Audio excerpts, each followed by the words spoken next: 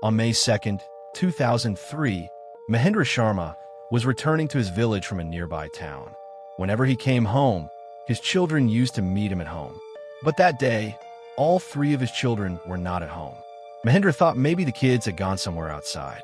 But little did he know that the bodies of his children were lying right inside his house, and they were completely burnt. At first, this case seemed as simple as it could be, but as it unfolded, the twisted faces of people started coming to light. So, let's dive deeper into today's case that revolves around Mahinder Sharma. All the information about this case has been taken from court sessions and briefing files. There are no photos included, and even if there were, it is not allowed to show them.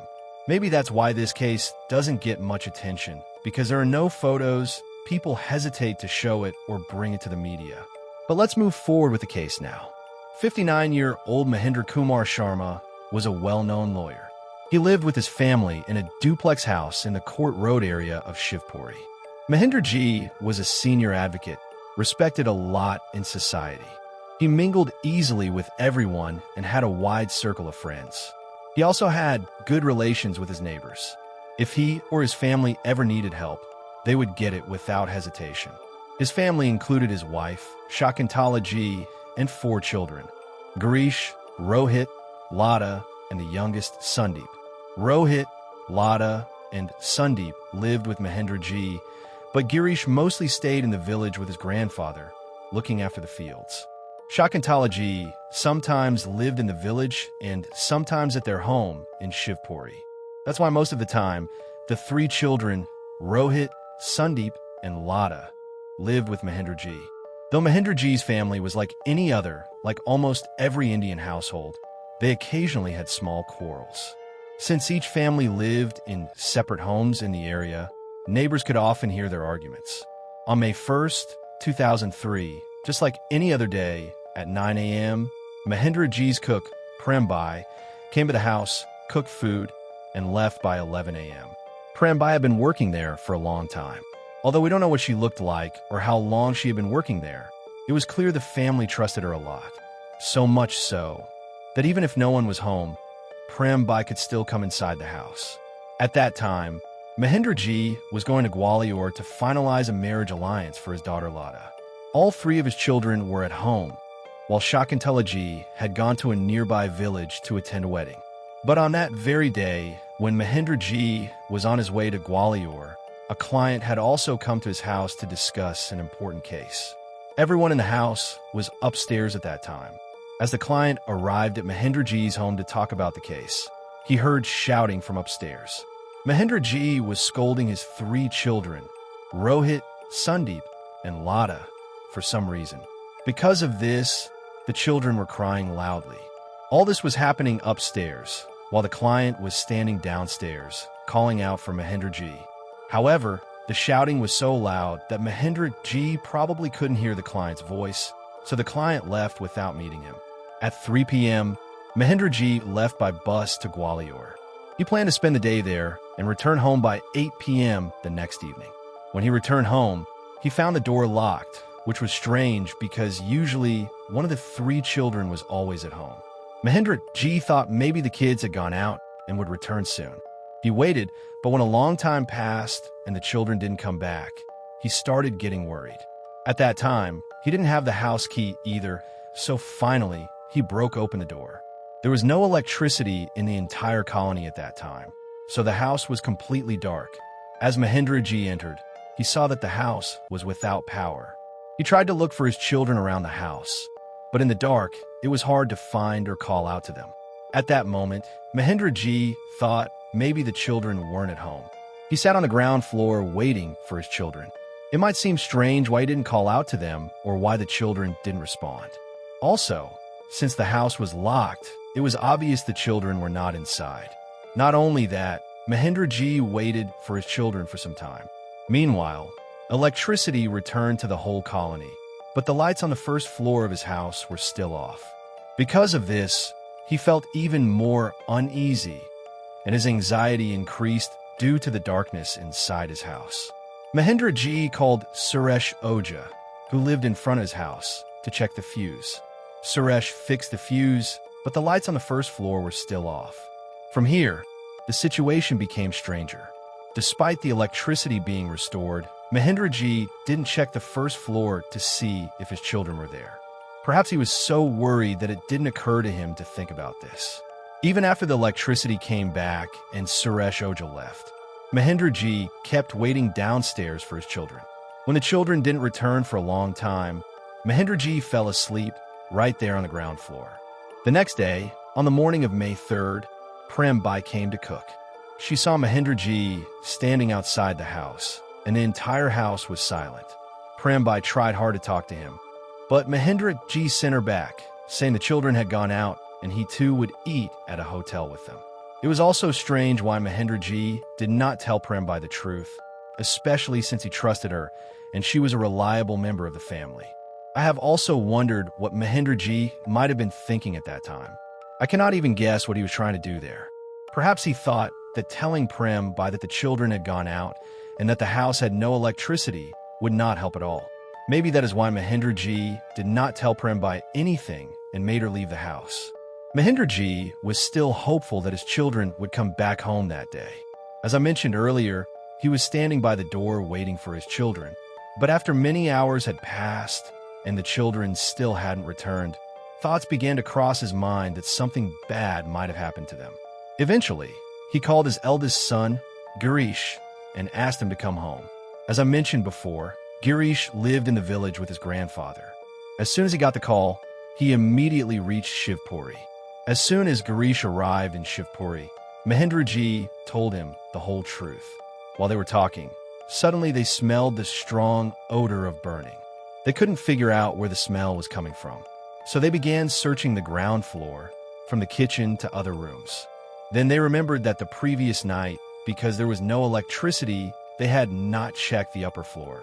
They thought maybe the smell was coming from upstairs. When the two of them reached the rooms upstairs, the sight that greeted them stopped their breath. The room was completely ransacked. Diaries and letters were scattered everywhere. But that was not the most shocking part. In the middle of the room were the bodies of Lata and Sundeep, completely burnt. The bodies had been there so long that decomposition had begun. Seeing all this, Mahinder Ji collapsed on the floor. He could not believe that the children he had been waiting for since the previous night were lying dead just one floor above him, and he had no idea. But somehow, Mahinder Ji pulled himself together and immediately informed the police. Now the news of such a tragedy at Mahinder Ji's house spread like wildfire in the neighborhood. Eventually, Shakuntala Ji, Mahinder Ji's wife, also learned about the incident. When she came home and saw the bodies of her children, she collapsed on the ground. I cannot even imagine what must have been going through her mind at that moment. Seeing one's children in such a condition is a deeply overwhelming experience. Both Mahinder Ji and Shakuntala Ji were completely shattered seeing their children's bodies. Now, their only hope was that the police would find out what had happened to their children and deliver justice. As soon as the police arrived at the scene, they saw that neighbors had gathered around the house. Understanding the gravity of the situation, the police started taking statements from the neighbors without wasting time. One of the neighbors, Mahesh's son, told the police that when Mahinder Ji had left the house, his hands and feet were shaking, and he was telling someone, "Don't worry, everything will be fine." Another neighbor also said that on the night of the May 1st, he saw something suspicious outside Mahinder Ji's house. He said he was sleeping on his terrace and saw smoke coming from Mahinder Ji's house. A man standing on the terrace said that a mattress had caught fire, and that was the smoke they saw. From these two statements, Mahinder Ji's name was the first on the police's list of suspects. And that person was Rohit Sharma, Mahinder Ji's son. In the whole chaos, no one noticed that Rohit was missing. Surprisingly, neither Mahinder Ji nor Girish told the police anything about Rohit, nor did they try to find him after his disappearance. The police found all this very suspicious. Hearing the neighbors' statements, perhaps Mahinder Ji would have escaped police suspicion, but when Mohan Singh Badoria's statement came to light, the case became clearer. Mohan Singh said that on the evening of the 1st, he had come to meet Mahinder Ji at his home. He didn't know that Mahinder Ji had gone to Gwalior at that time. Upon reaching the house, he saw Rohit. Rohit told them that the gas in the house had run out and that they had gone to get kerosene. The police thought that maybe Rohit had used that kerosene to burn the bodies. Knowing all this, the police's suspicion against Mahinder G deepened. But what forced the police to arrest Mahinder G was the fact that despite the burnt bodies being on the first floor, Mahinder G hadn't realized it for so many hours. The police could not accept this. Eventually, they arrested Mahinder G. Mahinder G continued to say that he knew nothing about it, and if he were the killer, he would have gone to the police station and reported it himself. But the neighbors' statements made it clear to the police that perhaps Mahinder G and Rohit were the ones who did this to Sandeep and Lada. Now the police felt the case was almost solved. They had suspects, strong witnesses, and solid statements. But 10 days later, when those witnesses were called to the police station to record their statements officially, something strange happened. Almost all the witnesses said they knew nothing about the case. Hearing this, the police were somewhat shocked, but the police still held hope. They believed that once the post-mortem reports arrived, they would definitely have some solid evidence against Mahinder and Rohit. However, the post-mortem reports didn't prove very helpful either. The bodies were so badly burned that no concrete evidence could be found. What the police did find shocking, however, were the letters and diaries recovered from the crime scene. Reading through them left the police stunned. One diary revealed that there were allegedly illicit relations between Mahinder G and his daughter Lada. You might be as shocked as I was when I read this information. A father and daughter's relationship is supposed to be sacred, and it is difficult to even imagine how a father could commit such a vile act with his own daughter. Not only that, but apparently Rohit also hated Lada intensely. The letters found near the bodies were written by Rohit himself. In those letters, he expressed that he was unhappy with his life and blamed Lada for it. Now the police had evidence that both Mahinder and Rohit had strong motives for committing the crime. Mahinder never confessed at any point in his life, but based on the witnesses' initial statements and other circumstantial evidence, the police formed a theory. According to the police, Mahinder, along with Rohit, killed their children. On the May 1st, there must have been a big fight between the four of them. In a fit of rage, Mahinder and Rohit murdered Lada and Sandeep. By the time Mahinder and Rohit realized what they had done, it was too late, and both were terrified. Then they planned that Mahinder would pretend to go to Gwalior, and that same night Rohit would burn the bodies using kerosene. After burning the bodies, Rohit would flee, and Mahinder would return on the 2nd, pretending to know nothing. When they came back home, they acted as if the house was locked and the children were out, to avoid raising suspicion. That is why they even waited for the children to return. When Prem Bai came home, Mahinder told him that they were going out to eat with the children to create an alibi. When Girish arrived, Mahinder went upstairs and pretended to have no knowledge of the bodies. Rohit had burned the bodies so thoroughly that no evidence was found during the postmortem. The trial of this case went on in court for 2 years, and finally, in 2005, Mahinder was sentenced to life imprisonment. Now, as the case concludes, you might think I'm talking only about Mahinder and not Rohit. But Rohit was the one who did all these things. He was there. The last time anyone saw Rohit was on May 2nd, 2003. The police tried hard to find him, but even after nearly 21 years, Rohit's whereabouts remain unknown. Perhaps he is underground somewhere, living under a different name in another state, or maybe he is dead. Unfortunately, we will never know what happened to Rohit or what really happened with Sandeep and Lada that night. Finding information about this case was very difficult because neither mainstream media covered it, nor were any proper articles published about it. This case remains a haunting reminder of how dark secrets can lurk behind closed doors and how even the closest families can hide unimaginable tragedies.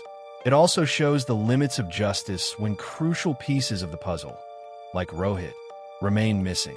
To this day, the mystery around Rohit's disappearance adds a chilling layer to this already disturbing case. Was he a fugitive hiding from the law, or did fate claim him as well? No one knows.